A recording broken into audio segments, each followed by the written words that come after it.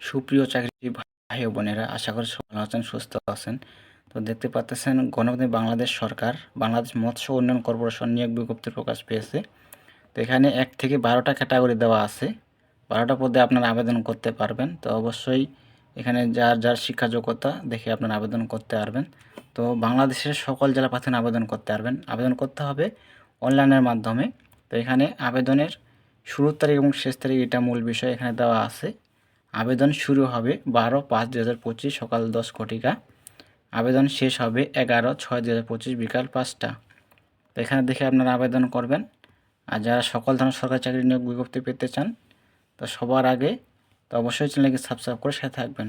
তো দেখা হবে নতুন কোনো সার্কুলার নিয়ে। সবাই ভালো থাকবেন, সুস্থ থাকবেন। ধন্যবাদ সকলকে।